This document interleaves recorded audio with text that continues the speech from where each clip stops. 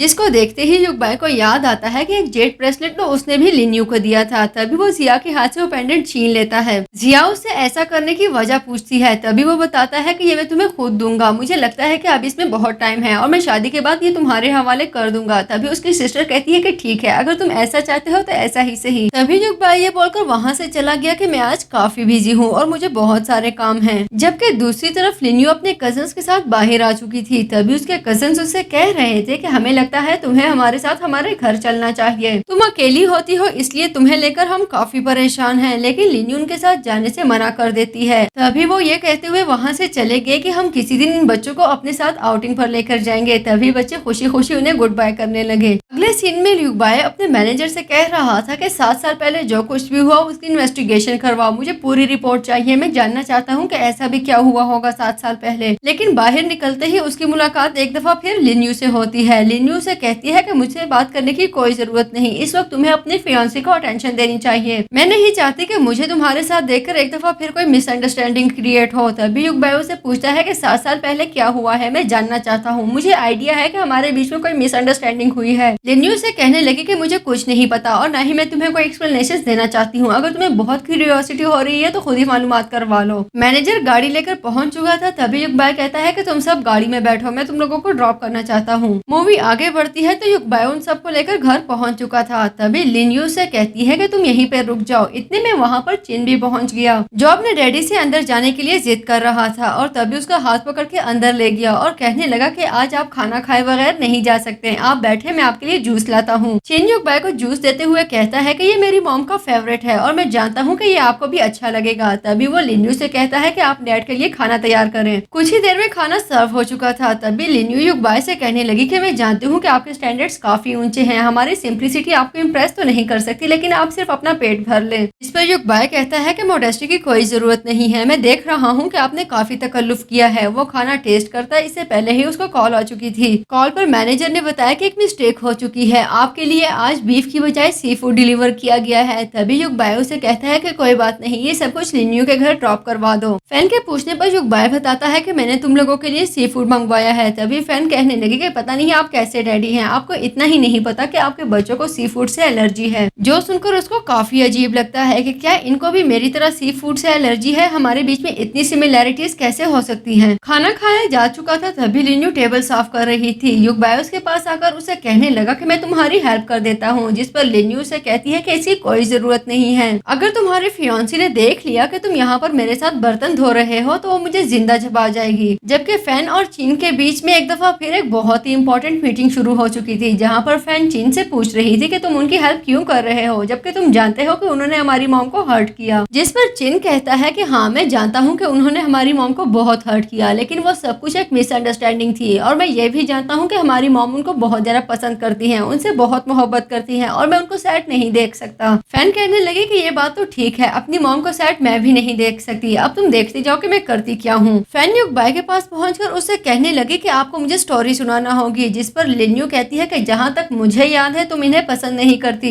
जिस पर फैन कहती है कि हाँ, मैं वाकई इनको पसंद नहीं करती, लेकिन इन्होंने भी तो हमारे घर पे खाना खाया है, एक स्टोरी सुनाना तो बनता ही है। युगबाई फैन के साथ रूम में मौजूद था। वो स्टोरी सुनाने के बाद उससे पूछता है कि तुम मुझसे इतनी नफरत क्यों करती हो, जिस पर फैन कहती है कि मैं आपसे रियली बहुत नफरत करती हूँ और उसकी वजह यह है कि आपने हमें और मॉम को इस तरह बीच राह में छोड़ दिया है, जो सुनकर युगबाई को काफी शौक हुआ। जबकि दूसरी तरफ चिन भी लिन्यू के पास पहुंच चुका था और उसे कह रहा था कि हमें भी डैड के पास जाना चाहिए, मैं भी चाहता हूँ कि उनके साथ बैठकर स्टोरी सुनूं, लेकिन लिन्यू मना करती है। पर चिन भी कहाँ बाज आने वाला था, उसको हाथ से पकड़ के जबरदस्ती रूम में ले जाता है। रूम में पहुंचकर चिन लिन्यू से कहने लगा, मैं चाहता हूँ कि हम सब एक ही रूम में सोए, मैं जानता हूँ मेरे सभी फ्रेंड्स एक ही रूम शेयर करते हैं, उनके सिबलिंग्स, मॉम, डैड सब एक ही बेड पर सोते हैं। तभी लिन्यू कहती है कि हाँ ठीक है, हम ऐसा कर सकते थे, लेकिन ये तुम्हारे डैड नहीं, इसलिए हम ऐसा नहीं कर सकते।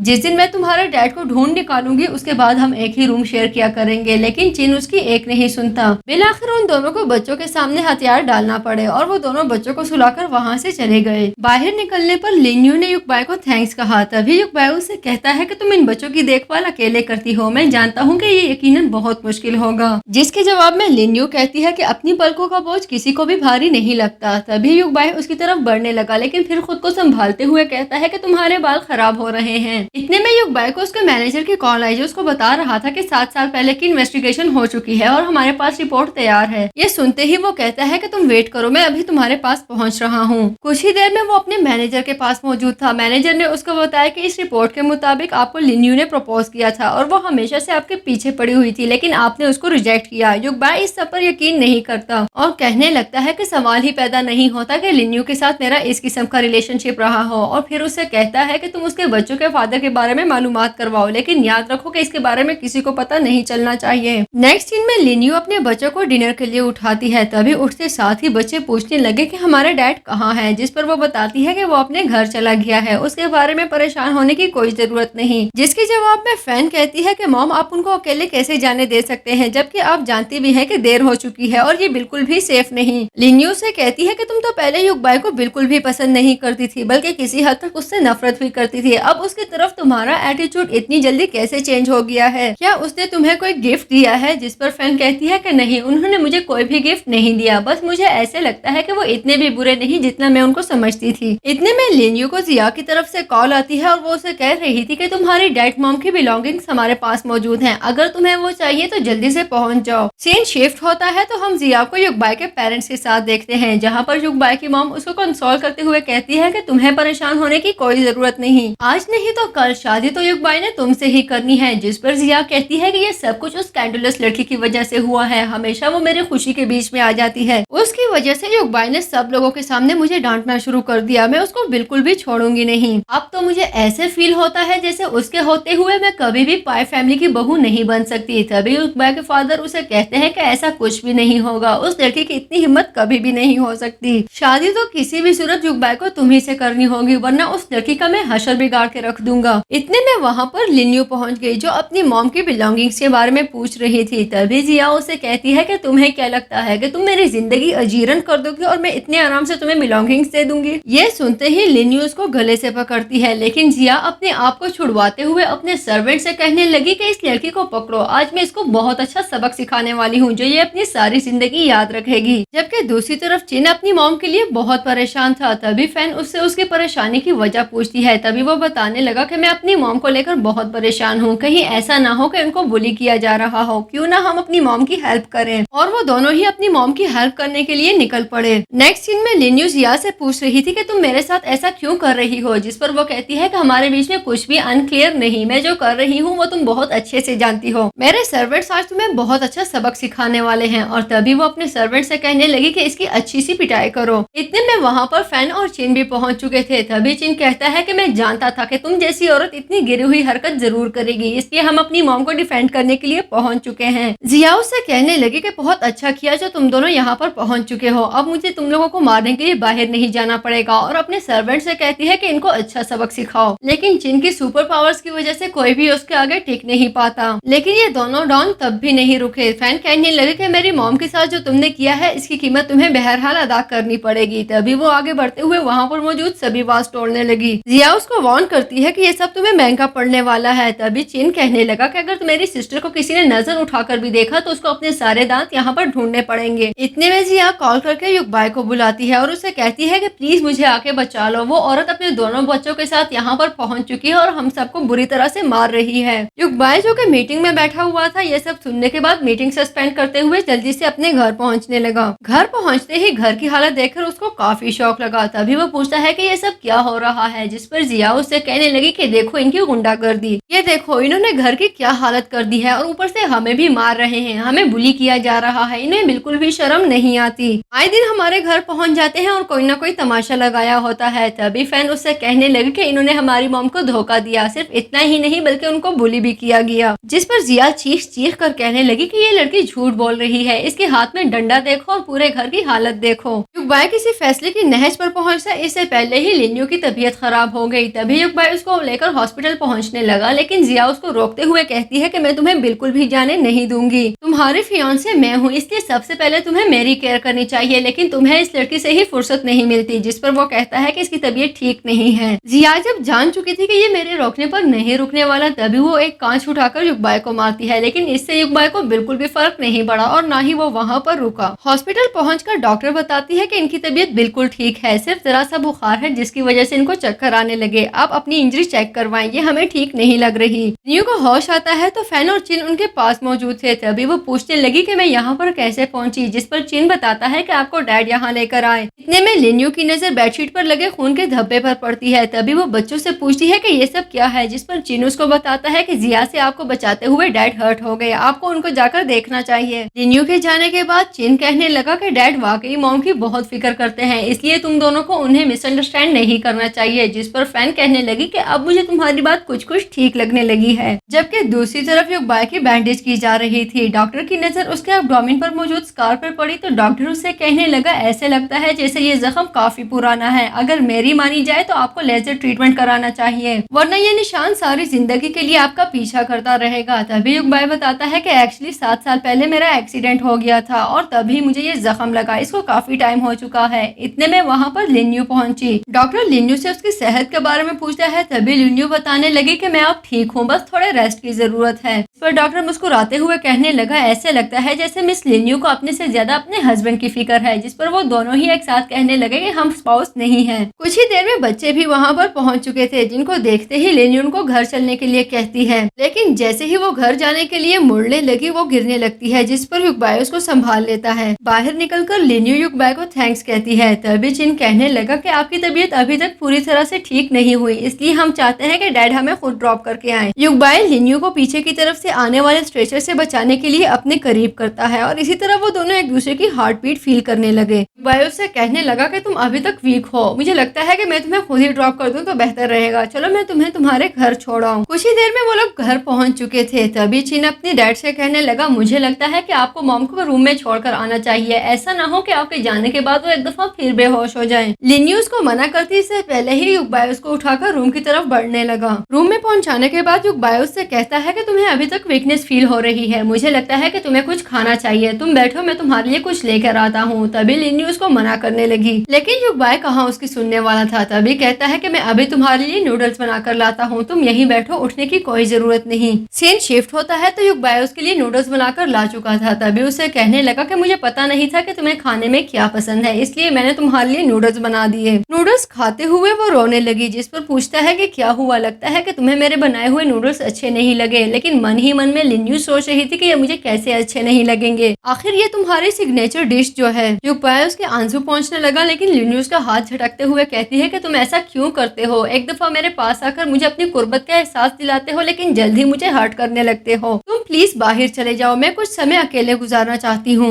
युगबाई वहाँ से चला गया, लेकिन उनकी सारी बातें फैन और चिन भी सुन चुके थे। तभी वो दोनों डिस्कस करते हैं कि हमारी मॉम का दिल तो बिल्कुल पत्थर ही हो गया है, अब उनको किसी भी तरह से पिघलाना बहुत ज्यादा जरूरी है। फैन चिन से कहने लगी कि परेशान होने की कोई जरूरत नहीं, मेरे पास एक बहुत ही जबरदस्त प्लान है। नेक्स्ट सीन में चिन युगबाई के लिए दूध लाते हुए कहता है कि मैं आपके लिए गर्म दूध लाया हूँ, मैं जानता हूँ कि आपकी तबीयत भी ठीक नहीं है, बल्कि दरअसल वो उस दूध में कुछ मिला चुका था। दूध पीते ही युगबाई की तबीयत काफी खराब हो गई। लिन्यू उसके पास आती है, लेकिन उसकी खराब तबीयत देखकर लिन्यू परेशान होने लगी। तभी उसको लेकर अपने रूम में चली गई। में पहुंचकर उसको फील होता है कि युगबाई की तबीयत बिल्कुल ठीक है और वो सिर्फ नाटक कर रहा है। तभी वो जाने लगी, लेकिन वो उसको रोकता है। युगबाई जो किसी मेडिसिन के ज़ेरे असर था, आगे बढ़कर उसको किस करने लगा और ये देखते ही दोनों बच्चे काफी खुश हो गए। वो अपनी हद से बढ़ने लगा तो लिन्यू उसको रोकती है, लेकिन जल्द ही उसका एहसास हो चुका था कि इसको ड्रग किया गया है और यह बिल्कुल भी रुकने नहीं वाला। जबकि ये भी जानती थी कि इस सब के पीछे यकीनन चिन का हाथ है, क्योंकि वही है जो इस तरह की हरकत कर सकता है। लिन्यू की कुर्बत में युगबाई को याद आता है कि मेरी मेमोरीज में जो लड़की मेरे साथ मौजूद होती है वो जिया नहीं बल्कि लिन्यू ही है। यही वो लड़की है जिसको मैं पिछले 7 सालों से ढूंढ रहा था।